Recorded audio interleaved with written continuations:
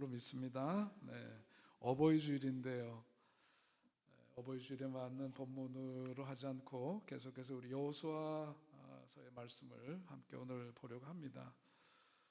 부모님 공경하는 일이 부모님 생존시 잘 공경하는 일이 되겠습니다만은 더 궁극적으로 생각해 보면 부모님 공경하고 부모님께 효도한다는 것은 하나님 말씀대로 하나님 말씀 따라서 잘 살면 그게 효도고 그것이 가장 큰 의미 있는 일인 줄 압니다. 바라기는 여러분들 모든 가정들마다 가정 천국 이루시고 부모님의 은혜 감사하면서 부모님에게 감사하면서 한편으로 나도 참 좋은 부모 되어야 되겠다 그런 생각을 갖는 그런 시간이 되시기를 바랍니다. 자, 오늘 이제 이어지는 말씀을 보면 지난 시간에 요셉 지파가 불평을 하면서 특별 대우를 해달라 그랬죠. 그랬더니 여호수아가 내린 그들에게 대한 답은 비록 삼림이라도 네가 개척해라 그렇게 말해 주었습니다. 그냥 땅을 좀 더 갖고 싶은 욕망 속에서 불평하지 말고 자기들이 처한 환경을 변화시키는 그런 믿음으로 살아라. 그러면서 개척 정신을 가지고 더 많은 땅을 차지하고 싶거든 너희들이 나서서 그렇게 하라 하는 그런 이야기를 들려주었습니다. 오늘 이어지는 여호수아 18장에 있는 말씀을 보게 되면 하나님께서 허락하신 그 약속의 땅에 그들이 들어와서 땅을 분배하는데 오늘 보니까 그 땅을 완전히 정복해서 이제 그 정복 전쟁을 그치고 완수해야 되는데 오늘 본문을 가만 보니까 뭐냐면 7개의 지파들이 아직 땅을 분배받지 못한 상태에 있었다 하는 것을 볼 수 있습니다. 왜 그랬을까? 그들은 하나님께서 이미 주시겠다고 약속하신 땅이고 그동안 정복 전쟁을 치르면서 그 땅을 차지해 왔는데 아직도 7개 지파가 땅을 차지하지 못한 현실 속에 있음에도 불구하고 그들이 왜 여기에 머물러 있었던 것일까? 다른 이유가 아니죠. 그들은 오랫동안 이제 전쟁을 치르다 보니까 이제 뭐냐면 이제 식상해진 거예요.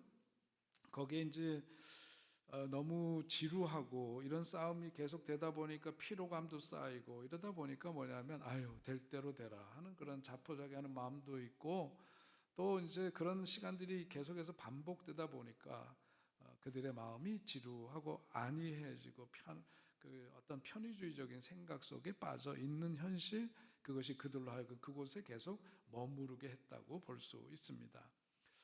오늘 본문의 그 시점으로 보자면 앞에서 본 대로 요단 동편에서는 이미 루벤 지파와 갓 지파 그리고 므낫세 반쪽 지파가 이제 자리를 차지하고 있었고 그 다음에 이제 그 요단강을 건너서 넘어와서 정복 전쟁을 치르면서 차지했던 것은 유다 지파하고 요셉 지파죠.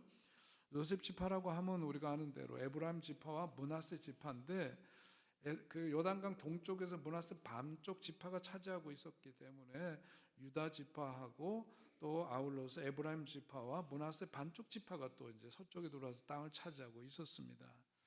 그러니까 나머지 지파들이 아직 땅을 분배받지 못한 상태 속에 있었던 거죠. 그런 그들을 향해서 오늘 여호수아가 도전하고 있는 말씀이자 그들에게 정말 마땅히 해야 될 자신들의 과업을 상기시키는 말씀이 바로 3절에 있는 말씀입니다. 3절에 있는 말씀을 보면 거기에서 함께 읽을까요? 시작. 너희가 너희 조상의 하나님 여호와께서 너희에게 주신 땅을 점령하기를 어느 때까지 지체하겠느냐. 어느 때까지 그렇게 머물러거리면서 거기에 그대로 있을 거냐 하는 그런 도전이죠. 이런 자포자기하는 마음 혹은 현실에 안주하는 모습으로 나타난 그런 일들, 자 어떻게 해야 될 건가? 오늘 말씀을 통해서 촉구하고 있는 것은 우리들을 향한 말씀이기도 한데 가장 먼저는 뭐냐면 그들이 영적인 안일함에서 깨어나야 하고 무력감에서 깨어나야 한다라고 하는 겁니다. 일상이 계속 반복되다 보면 우리들의 마음이 그렇죠. 뭔가 환경에 적응이 되고 그 속에서 안전하고 안정감을 누리게 되면 우리들이 본성적으로 그곳에 계속해서 머무르고자 하는 욕구들이 있어요. 그것이 우리들이 본성입니다. 안정에 대한 욕구인 거죠. 그러니까 그들도 이제 정복전쟁을 치르다가 피로감도 있었지만 그냥 다 그런 대로 살만하단 말이에요. 그러니까 더 이상 하나님이 약속하신 땅이 아직 여전히 남아있음에도 불구하고 그냥 이대로 줬사오니 하는 그런 마음들이 그들에게 있었다라고 하는 거죠. 이유는 다른 게 아니라 그런 영적인 안일함과 무력감이 그들을 사로잡고 있었기 때문입니다. 성경에 보면 가장 전통적으로 기독교에서 죄악으로 꼽는 대표적인 7가지 죄가 있어요. 그것을 cardinal sins, 대죄라고 얘기를 합니다. 거긴 잘 아시는 대로 우리 사순절이면 이 말씀을 주로 많이 상기하는데 교만, 질투, 분노, 탐심, 탐식, 정욕, 게으름 이렇게 7가지를 대표적인 인간의 죄악으로 꼽는데 오늘 그런 관점에서 보자면 이스라엘 백성들이 보여주는 태도는 어디에 해당될까요? 게으름이라고 하는 그런 죄에 그들이 머무르고 있었구나 그렇게 생각해 볼 수 있습니다. 게으름이라고 하는 그 말은 아케이디아라고 하는 단어인데 돌보지 않는다, 무책임하다는 거예요. 왜 영적으로 이게 문제가 됩니까? 안일함에 빠져 있으면 그런 게으름 속에 놓여 있게 되면 어떻게 됩니까? 의욕이 없죠. 생활에 기쁨이 없어요. 여러분 화를 내는 것도 에너지가 있어야 화를 내는 겁니다. 그죠? 우리의 감정이라고 하는 것 자체가 하나의 에너지인데 이런 무력감에 빠져 있고 게으름에 빠져 있으면 그런 부분에 대해서 다 무감각해지고 무덤덤해지는 거예요. 감격이 없어요. 그런 삶은 곧장 고독으로 이어지고 우울감이나 권태감이나 어떤 낙심, 쉽게 낙심하고 절망하고 그냥 그 속에서 폐쇄적인 삶 속에 머무르게 됩니다. 무미건조한 삶이 되고 마는 거죠. 그런 성경은 뭐냐면 그렇게 게으르게 살아가는 것이 뭐냐? 죄다. 안일함 속에 그냥 그냥 이러고 살다 말지 뭐 이러는 것 자체가 하나의 죄다. 성경은 그걸 일러줘요. 오늘 게으름에 대한 얘기를 할 때 생각나는 한 인물이 있습니다. 바로 엘리라고 하는 제사장의 이야기죠. 사무엘상 1장에 나오는 말씀을 보면 거기에서 아이를 낳지 못하고 간절히 하나님 앞에 답답한 마음, 괴로운 마음을 호소하는 한나의 이야기가 나오고 있습니다. 한나가 마음이 괴로워서 성경에 보면은 여호와께 기도하고 통곡하며 그렇게 표현하고 있어요. 그 애끓는 마음을 하나님 앞에 내어놓고 성전에서 그렇게 그 회막에서 울면서 그렇게 기도하는데 제사장 엘리는 기껏 그 한나를 향해서 한다는 소리가 뭐라 그러냐면 내가 언제까지 취하여 있겠느냐 포도주를 끊으라 그렇게 말합니다. 참 엉뚱한 말을 하는 거죠. 사람이 그렇습니다.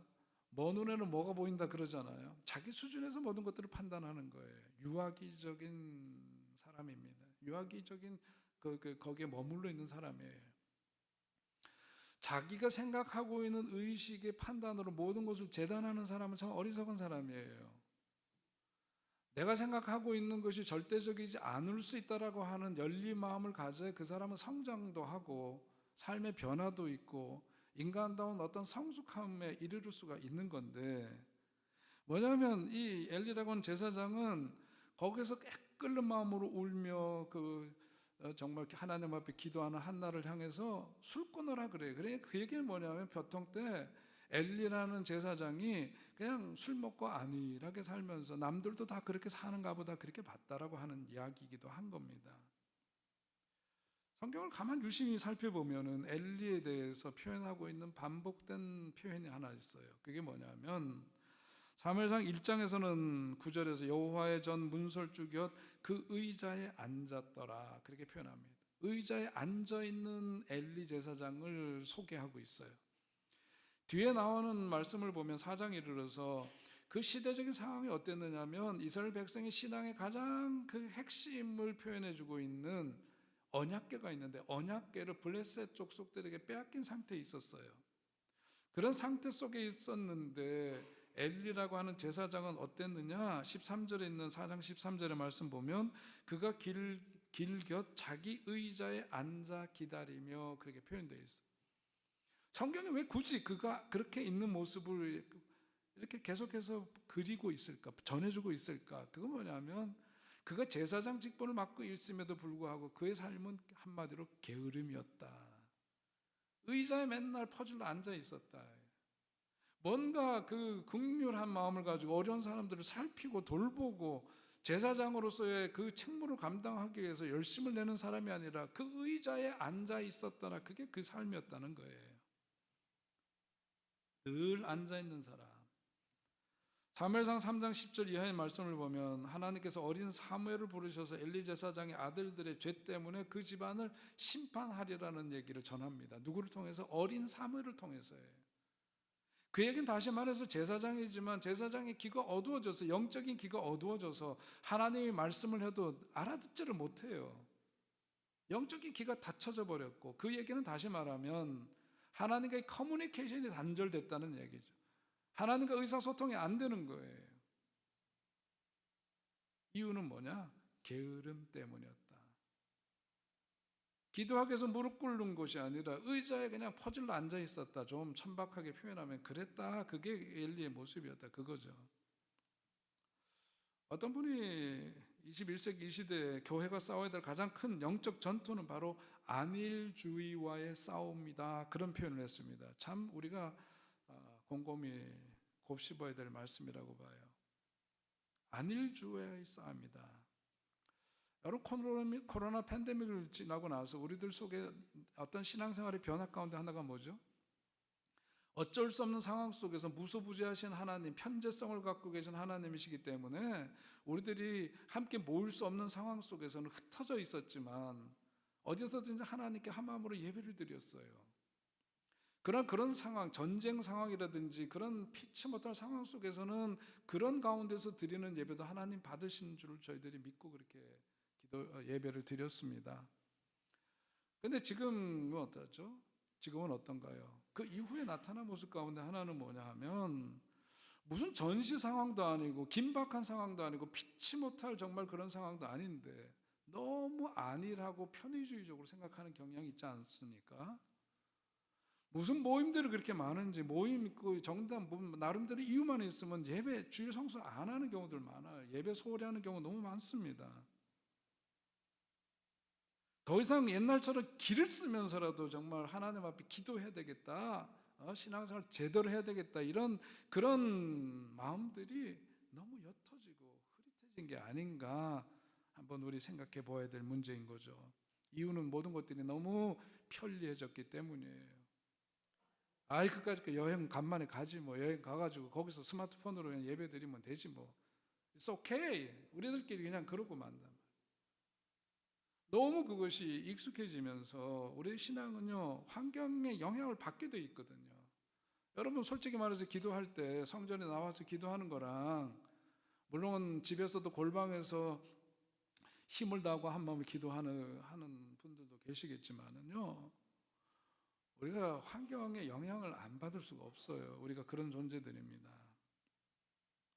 오늘 말씀 준비하면서 오래전, 아주 오래전이죠, 조르지 바나라고 하는 교회 성장학자인데 그분이 했던 주전자 속의 개구리, 그 이야기를 다시금 생각했습니다. 큰 캐틀, 이런 솥 같은 데죠. 저기에 물이 담겨져 있어요. 개구리가 들어가니까 너무 물이 좋습니다. 밑에서 불을 떼니까 물이 점점 은근히 미지근해지고 따뜻해지니까 참 좋다 그리고 있잖아요. 그러다가 어느 순간이니까 물이 바짝 끓어버렸어요. 결국은 뭐예요? 그 물 속에 있는, 저 캐틀 속에 있는 개구리는 그냥 삶아지는 겁니다. 삶아지는 거예요. 죽는 거예요. 끝. 거기서 끝나는 거예요. 오늘 우리들도 현상 유지식의 그런 의식 속에 안거를 하게 되면은 편리와 기득권을 즐기는 동안에 실상 그의 영혼은 죽어가게 된다. 그 도전이거든요, 저게. 뭔가 때가 임박했을 때 거기에서 그러다 보면 그때는 어떤 손쓸 시간이 없는 거예요. 물이 점점 미지근해지고 뜨뜻해지니까 좋긴 한데 이거 어떻게 되는 거지? 여기서 탈출하지 않으면 그냥 익어버리는 거예요. 마찬가지로 오늘 우리들이 지금 신앙생활 하면서 이대로가 좋사오니 뭐 이 정도면, 이런 생각은 결국은 뭐냐, 우리로 하여금 그런 안일주의와 나태한 신앙 속에 머무르게 하고, 그것은 결국은 우리들의 영적으로 어떻게 되면 죽음에 이르게 되는 거랑 다름이 없다, 그거예요. 어떻게 될까요? 기독교 전통 속에서 보자면 몸도 힘들고 마음도 힘들 때에 해결책을 제시합니다. 그것은 걷는 일이었습니다. 일어나 걷는 일이었다. 그래서 아주 오래전서부터, 초대교회에서부터 기독교 전통 속에서는 믿음의 사람들은 어떤 그 힘든 일이 있을 때면 뭐냐면 걸으면 해결된다. 솔비투로 암블란도라고 하는 말을 했어요. 걸어야 된다. 아브라함이 정주했으면, 갈대아 우르에서 정주했으면 그 이후에 나타나는 믿음의 역사는 없었던 거예요. 그러나 갈대아 우르를 떠나서 그는 길을 걸었습니다. 하나님이 지시하신 땅을 향해서 걸었어요. 그러면서 그 팔레스타인 지역을 그야말로 그 오래전에 거기를 누비면서 어떻게 보면 유리하며 방황하며 그런 하나님의 말씀 따라서 그는 그렇게 살았고, 그것이 믿음의 역사를 이루어 갔던 거죠. 오늘 우리도 그렇습니다. 그냥 우리 이대로 좋사오니 갖고는 안 돼요. 걸어야 해요. 저도 산티아고를 걸으면서 제 삶 속에서 정말 가장 분수령이 되었던 그 시간들 속에서 걸으면서 그 문제를 직면하고 그 속에서 만져주시는 하나님의 은혜를 힘입었던 경험을 저는 갖고 있습니다. 이유도 없이 엑스레이 찍어도 나타나지도 않아요. 고관절이 아파서 걸을 수가 없고 손을 들어도 손이 올라가지가 않아요. 그러나 걸었습니다. 걸을 때마다 통증이 느껴졌지만 걸었습니다. 걷다가 보니까 어느 순간인가 내가 그냥 걷고 있더란 말이에요. 그리고 복잡하고 아팠던 마음들이 이렇게 정리가 되는 시간을 경험을 하면서 옛 믿음의 선진들이 그렇게 솔비트루 암블란도, 걸으면 해결된다 하는 말씀이 이런 거구나, 그런 생각을 경험을 한 일이 있습니다. 그냥 무작정 걷나요? 걷다 보면 아무 생각이 없어요. 그런데 그 걷기를 되풀이 하다 보면 그 속에서 내가 정말 버리지 않으면 안 되는 것들을 떠올리게 되고 그것을 버리게 됩니다. 실제로 들고 있던 가방에 가장 꼭 필요하다고 생각했던 것들이 막상 걷고 나니까 불필요한 것들이 너무 많음을 깨닫고 버리게 돼요. 계속 버립니다. 정말 살아가면서 필요한 것은 속옷 2벌이면 되고 겉옷 빨아서 입으면 되는 거고, 정말 꼭 필요한 것, 그 위의 것들은 다 버리는 경험을 갖게 됩니다. 마찬가지로 오늘 우리도 그렇습니다. 안일한 신앙, 우리들끼리 조싸우니의 그 현실에서 벗어나려면 버려야 돼. 뭘 버려야 될까요? 첫째는 길들여진 습관에 대한 익숙함에서 벗어나야 되고 그걸 버려야 합니다. 여러분, 신발도 오래 신은 신발이 편해요. 사실 새 신발은 뒤꿈치도 까질 수도 있고 뭐 불편합니다. 길들여지기까지는 그런데 일단 길들여지면 버리기 어렵습니다. 우리는 그 익숙하면서부터 벗어나야 해요. 과거의 업적에 대한 도취에서 벗어나야 합니다. 그걸 버려야 해요. 옛날에 내가 왕년에 어떤 신앙을 갖고 있었고 어떤 큰 공헌을 했고 이런 건 과거의 일이에요. 이미 획득한 소유에 대한 집착에서 벗어나야 합니다. 내가 이미 소유하고 있고 획득하게 된 것 놓치고 싶지 않고 그렇습니다.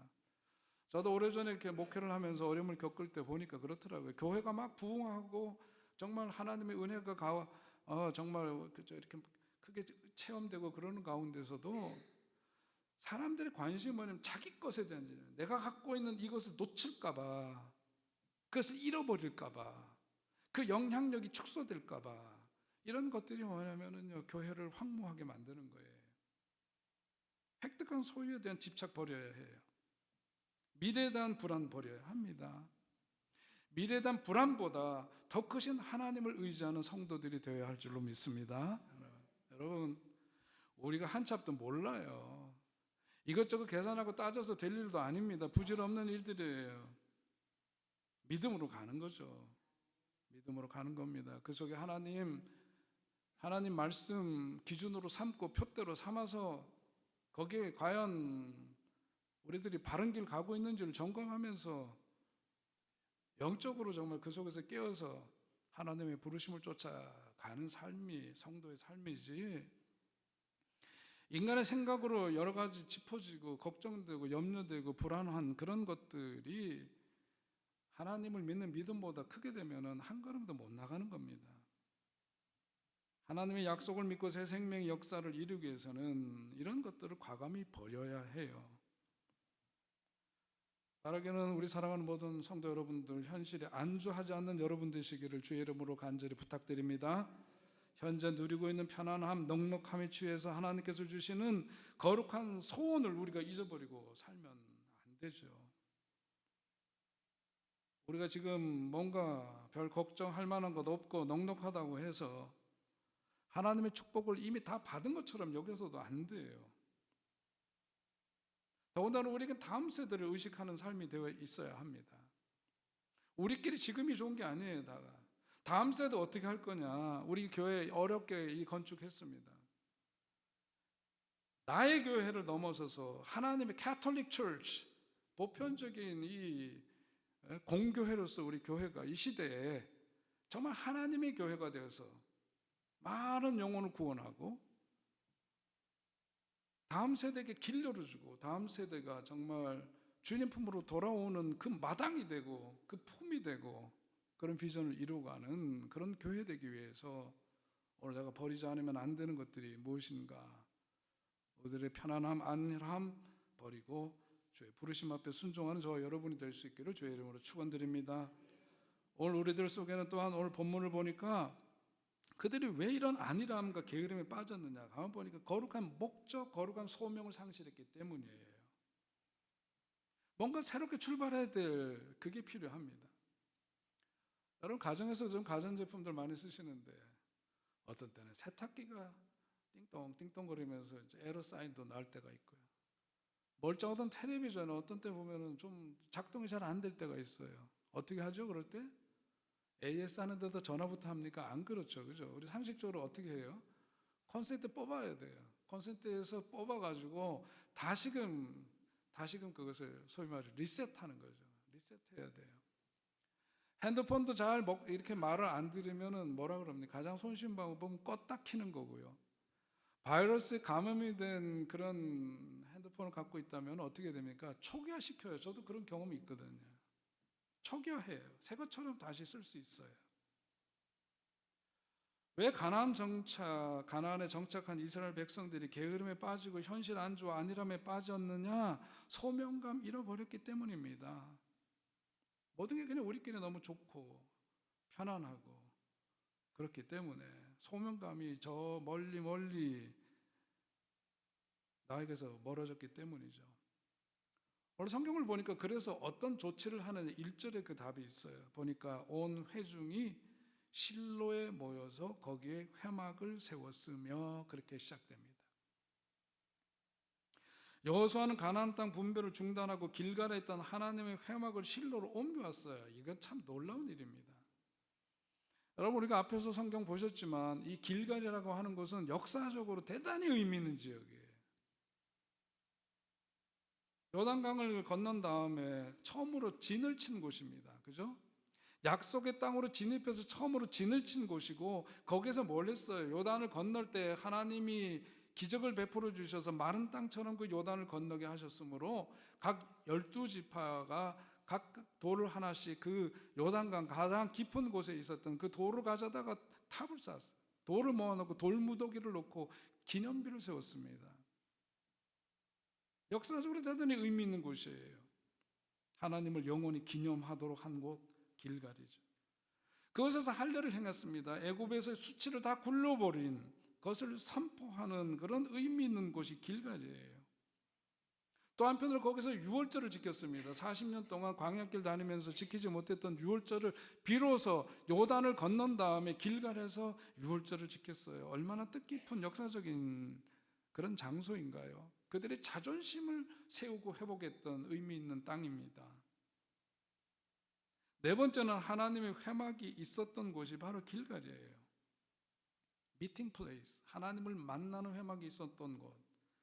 자, 이쯤 되면 이 길갈은 대단히 중요한 것이에요. 역사적으로 중요하고 영적으로도 중요하고 이스라엘 백성들에게서 정신적인 가장 그 중심부라고 할 수 있어요. 그런데 어떻게 해요? 옮겼습니다. 어디로? 실로로 옮겼어요. 그림을 보면 그 지도에서 길갈이 그렇게 먼 곳은 아닙니다만은 요단을 건너서 그렇게 역사적으로 의미 있는 그 길갈을 떠나서 실로로 옮깁니다. 회막을 옮겨요. 그들에게 있어서 길갈은 전쟁에 나갈 때 출정식을 하고 돌아와서는 12개의 돌을 보면서 가나안 땅을 맨 땅으로 건너게 하신, 가나안을 맨 땅으로 요단을 건너서 오게 하신 그 하나님을 능력을 상기하는 곳이었어요. 하나님의 능력을 힘입는 곳입니다. 전투의 작전본부입니다. 무기와 물자를 공급하는 보급소입니다. 지친 육신이 안식하고 새 힘을 얻는 의미 있는 장소예요. 그런데 거기를 포기하는 거예요. 그리고 실로로 옮기는 겁니다. 이게 가능한 일일까? 길갈이 그렇게 의미 있고 상징성이 있고 거기에는 많은 우리들의 채취가, 하나님의 은혜의 증거가 거기에 오롯이 남아있는 곳인데 옮기는 거예요. 어디로? 실로로 옮기는 겁니다. 이유는 다른 것이 아닙니다. 무너진 영적인 기강을 새롭게 세우고 소명감을 새롭게 갖기 위해서 옮기는 거예요. 과감하게 옮기는 거예요. 그 땅에 눈에 보이는 증거가 확실하고 의미 있는 역사적인 그런 곳이지만 거기에서 그냥 안일하게 있는데 그게 무슨 소용이 있느냐? 우리들이 그것을 이제 내려놓고 새로운 땅에서, 실로에서 이제 새 마음을 가지고 하나님이 부르신 그 부르심, 그 소명감을 다시금 되찾고 한번 해보자. 실로로 옮기는 거예요. 실로는 베델과 세겜의 중간 위치에 있는 가나안 교통의 요충지입니다.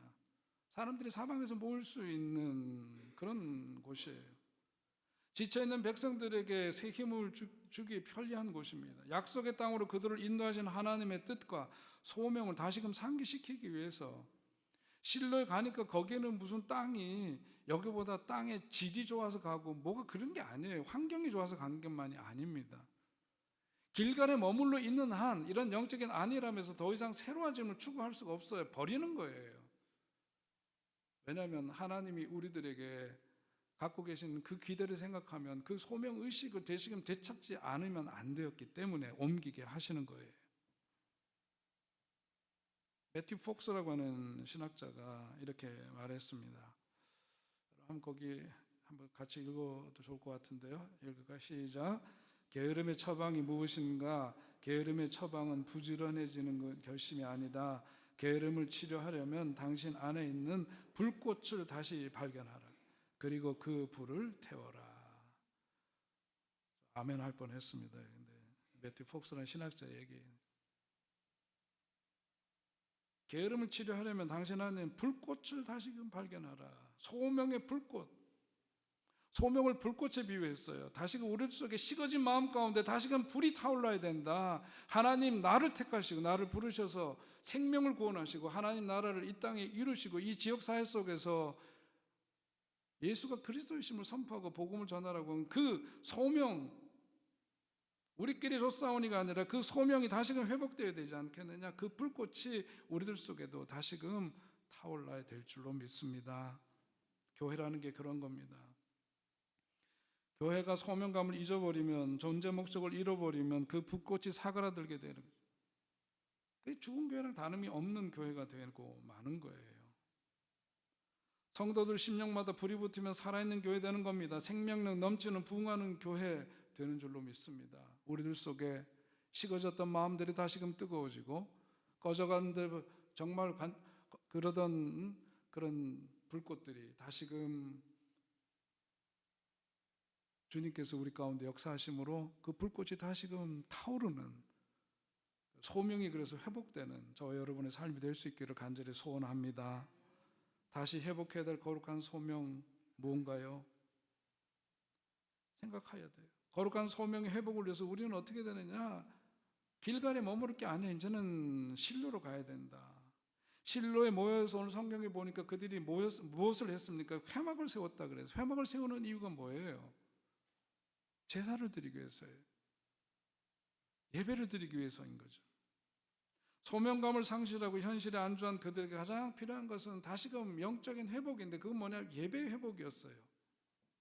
예배가 중심되지 않으면 사람의 생각과 판단이 앞서게 되고 불평하게 되고 고마움을 상실하게 되어 있어요. 무엇보다 사람의 본분을 잊게 되어 있습니다. 그러니까 예배 드리는 거예요. 예배를 가장 소중하게 여기게 드려요. 예배 잘 드려야 돼요.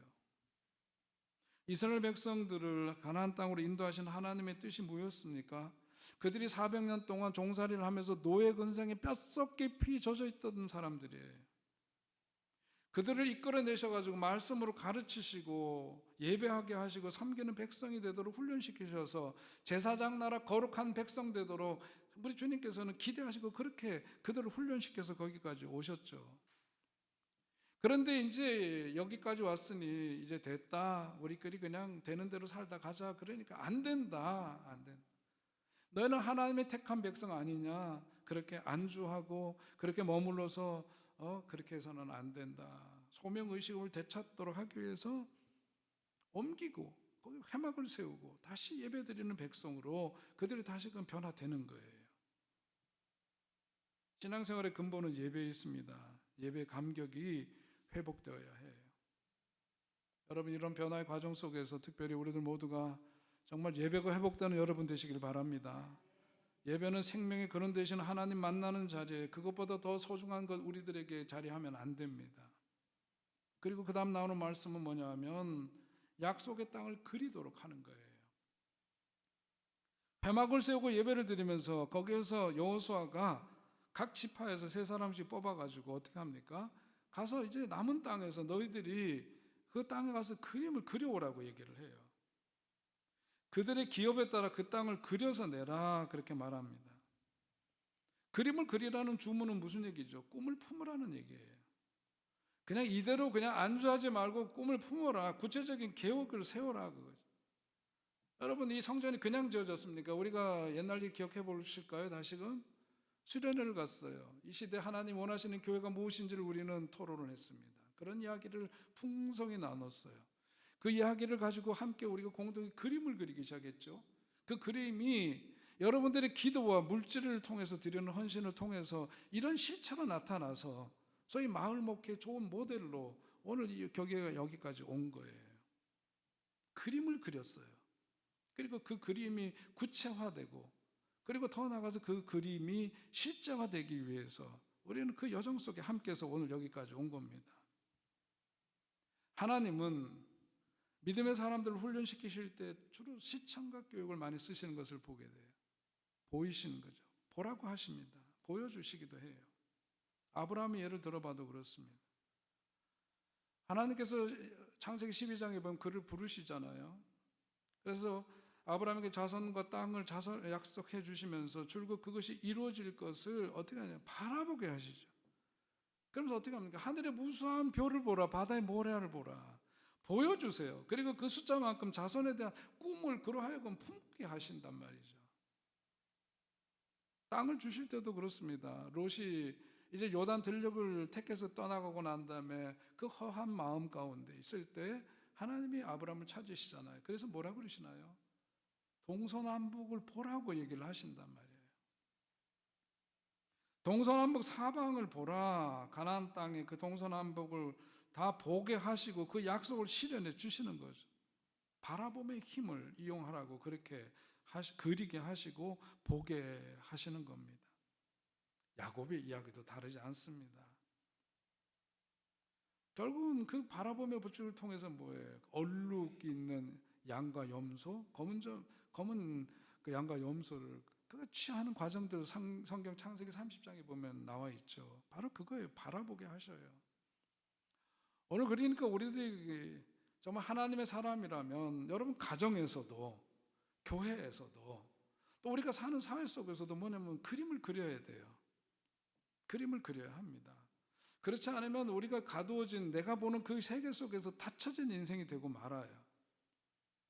그래서 코이의 법칙이라는 게 있습니다. 보니까 관상어 중에서 일본에서 코이라고 하는 잉어가 있는데 작은 물고기입니다. 5cm에서부터 8cm 정도밖에 자라지 않는 작은 물고기예요. 저거를 큰 수족관이나 연못에 놓아두면 15cm에서 한 25cm 정도로 이렇게 크게 자란답니다. 근데 저 물고기를, 코이라는 물고기를 강물에다가 방류를 해버리면은 얼만큼 자라느냐? 90에서 120cm 정도 되는 큰 물고기로 자랐는데. 그러니까 이 코이라고 하는 것은, 이 물고기는 자기가 숨쉬고 활동하는 세계의 크기에 따라서 뭐냐면 난쟁이 물고기가 될 수도 있고 대형 잉어가 되기도 한다는 거죠. 다시 말해 우리의 생각이 코이가 처한 환경과 같다면 어떻게 될 거냐? 우리 더 큰 꿈을, 생각을 가져야 되지 않게? 그것에 따라서 그것이 자라는 겁니다. 여러분 마음 가운데 소원하시는 바가 있나요? 그림을 그리시려면 크게 그리시기 바랍니다. 마음으로 크게 그리시기를 바라요. 거기서부터 역사는 시작이 되는 거예요. 그 과정이 쉽지는 않아요. 그것이 이루어지기까지는 우리도 경험한 바지만 많은 지난한 과정, 어려운 도전들이 있습니다. 그러나 그런 과정을 통해서 마침내 그것이 실제화되는 그때를 생각하면서 우리는 가는 거죠. 저는 철강원 카네기 일학 가운데 그 이야기를 참 좋아하는 사람 중에 하나예요. 당시로 보자면 세계 제1의 부후입니다. 엄청난 부후죠. 경영자이기도 합니다. 근데 그의 집무실에는 그 화장실 벽에 어울리지 않게 볼품없는 그림 하나가 그 집무실에 걸려 있대요. 유명한 화가의 그림도 아니고 무슨 값비싼 그림도 아니랍니다. 그런데 그 그림을 항상 걸어두고 있는 것은 자기의 인생에 있어서 가장 어렵고 힘들었을 때에 그 그림을 통해서 갖게 되었던 그런 삶의 기억이 그에게 있었기 때문인데, 청년기에 그가 그 그림을 만났다고 합니다. 그림 속에 보면은 그 바닷가 모래톱 위에 작은 배가 저렇게 있습니다. 돛도 있고 노도 있습니다. 그러나 물이 들어와 있지 않는 모래톱 위에 있는 배는 저렇게 좀 처량하게 저렇게 되어 있죠. 저 자리에 놓여 있는데, 카네기 마음 가운데 울림을 줬던 것은 바로 그 밑에 작게 붉은 글씨로 써 있는 바로 그 부분이에요. 거기에 뭐라고 써 있느냐 하면, 영어로 된 거 번역하면 이렇습니다. 반드시 밀물 때는 온다. 바로 그날 나는 바다로 나갈 것이다 하는 그런 문구가 거기에 쓰여져 있답니다. 카네기는 이 글귀를 읽고 밀물이 밀려올 그날을 기다리기로 결심했대요. 청년기의 그 춥고 배고픈 나날의 연속이었지만 그 글귀가 카네기가 시련을 극복하는 데 원동력이 되어줬다고 그는 그런 고백을 합니다. 그리고 마침내 세계적인 부호가 된 카네기는 자신에게 용기를 심어준 나룻배 그림을 고가에 매입을 해가지고 자기 사무실 벽에 걸어 놓는 거예요. 오늘 여러분도 여러분의 지금 형편과 처지가 어떠하든지 개인적으로도 그렇거니와 가정에서도 그렇고 우리 교회를 향해서도 여러분 꿈을 포기하지 않고 더 큰 꿈을 그릴 수 있는 저와 여러분이 될 수 있기를 주의 이름으로 간절히 소원합니다. 그림을 더 그려야 해요. 우리가 이대로 말 수는 없어요. 여러 가지로 변화하는 시대 속에서 우리 나의 교회, 그게 아니에요. 하나님의 교회. 하나님이 이루시고자 하시고 우리를 통해서 역사하시고자 하시는 그 부르심 앞에 우리들이 어떻게 응할 건가 그거죠. 그림을 더 크게 그려야 해요. 더군다나 다가오는 세대를 위해서 그려야 합니다. 오늘 본문으로 보면 여호수아의 명령대로 이스라엘 17개 지파가 3명씩 선정해서 가서 그림을 그려오죠. 그 다음에 뭘 하느냐? 제비뽑기를 합니다. 제비뽑기를 하는 이유는 뭐예요? 다른 게 아니죠. 제비를 뽑는 이유는 그 땅을 주시는 분은 하나님이시기 때문이다. 우리들이 서로 계산하고 여러 가지로 측량하고 여러 가지로 토론해서 네가 이게 하는 게 좋겠다, 네가 이 땅을 갖는 게 좋겠다 이런 문제가 아니다. 하나님이 주시는 거니까. 그러니까 거기에 불평하는 사람이 없도록 하기 위해서 그렇게 해요. 제비를 뽑는다는 것의 의미는 기도로 그림을 그리고 그것을 하나님께 올려드리면 하나님께서 가장 좋은 것을, 가장 알맞는 것을 우리에게 주시리라 하는 그런 믿음 때문에 제비를 뽑는 겁니다. 우리가 요즘은 교계에서도 교단장 뽑는데 제비 뽑기 하자고 그래서 장로교 합동 측에선가 하다가 그거 그만뒀어요. 하다가 그만뒀습니다. 그것이 성경적이라고 생각해서 했다가 여러 가지 잡음들이 많으니까 못했습니다만, 그게 사도행전 7장에 나오는 대로 하나님의 사람 뽑을 때 제비 뽑는 거는 뭐냐면 그 직을 주시고 우리 가운데 어떤 오늘 본문에서 얘기하는 대로 땅을 주시고 이런 모든 축복권을 누가 가지고 계시냐? 하나님의 것이단 말이에요. 그러니까 하나님의 것이기 때문에 하나님께서 주시는 줄로 믿는 그 믿음을 앞세우니까 그게 가능한 거거든요. 우리의 몫은 뭐냐? 그림을 그리고 하나님께 올려드리는 일이에요. 개인적으로 마음의 소원이 여러분 가운데 있습니까? 가정을 위해서나 일터 그리고 사업을 위해서 마음으로 소원하여 그리는 그림이 여러분에게 있다면 주님께 올려드리시기를 바랍니다. 주님이 받으시고 주님께서 응답해 주실 줄 꼭 믿으시기 바랍니다. 교회를 향해서도 우리가 꿈을 포기하지 말아야 해요. 꿈을 더 크게 그려야 합니다. 교회는 꿈을 꾸는 곳이어야 해요. 우리 어린아이들이 그리고 우리 청소년들이 하나님 주시는 거룩한 꿈을 키워가는 그런 축복의 장소 교회입니다. 교회에서 꿈을 먹고 자라서 시대적인 큰 인물들이 세워지는 그림을 우리가 그려야 돼요. 그래서 우리가 그림을 그리고 주께 올려드리면 주님께서 받으시고 하나님께서 가장 귀하고 좋은 것으로 화답해 주실 줄 꼭 믿으시기 바랍니다. 여러분의 가정에서도 그러하셔야 합니다. 여러분 중에 혹시 힘겨운 일을 만나서 꿈을 잃고 낙심한 분들이 계신가요? 소망을 잃어버린 분이 혹시라도 계십니까? 여러분, 우리가 삶에 대한 어떤 의욕을 잃고 낙심하고 좌절한 사람들에게 저도 경험해 봤지만 사람이 위로가 통하지 않는 때가 있어요. 무슨 좋은 말을 해도 귀에 안 들어와요. 위로가 안 돼요. 오직 하나님의 능력을 새롭게 힘입는 것만이 치료의 방법이고 우리가 사는 길임을 여러분 기억하시기 바랍니다. 엘리야가 이세벨로 인해서 낙심하고 있을 때 하나님이 만져주시는 경험을 그가 했던 거예요. 하나님의 그 사랑의 손길이 그의 몸에 닿음으로 그가 새 힘을 얻습니다. 그리고 마지막 사명을 감당할 수 있었던 거예요. 오늘 우리들에게도 뭐냐면 하나님이 만져주시는 은혜가 필요해요. 사람들의 계산과 생각이 아니에요. 하나님의 만져주시는 은혜가 우리들 속에 임해야 우리들 통해서 하나님 기대하시는 일들이 이루어집니다.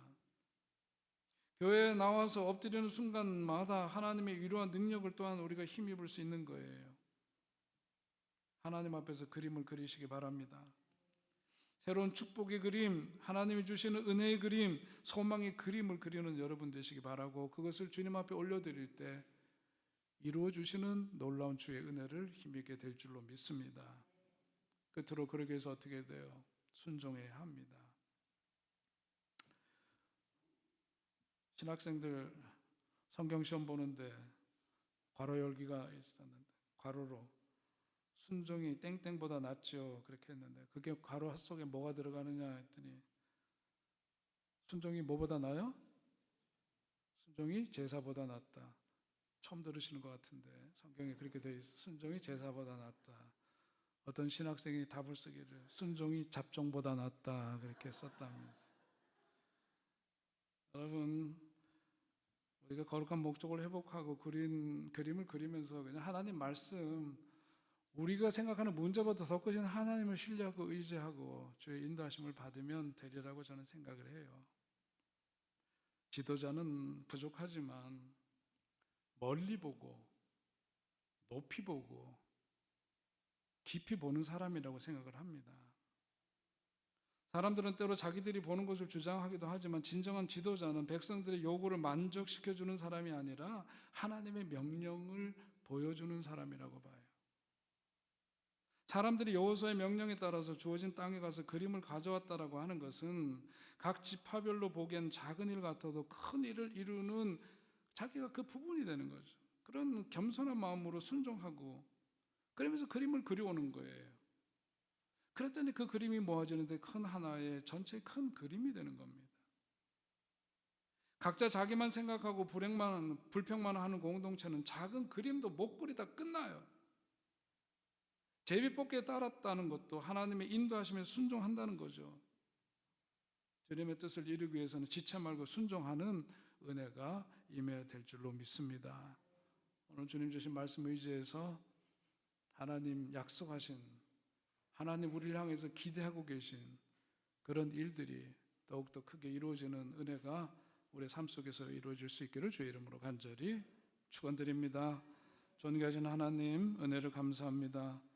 오늘도 하나님 저희들에게 주신 말씀 의지해서 내 마음속에 있는 근심, 염려, 걱정보다 더 크게 역사하시고 우리를 사용하기를 원하시는 주님으로 인해서 우리가 분별력을 갖고 깨어서 주의 말씀에 귀를 기울이고 주의 인도하심에 순종하여 걸어가신 주의 뜻을 크게 이루어드리는 하나님의 귀한 자녀들이 다 되게 하여 주시옵소서. 예수님의 이름으로 기도하옵나이다.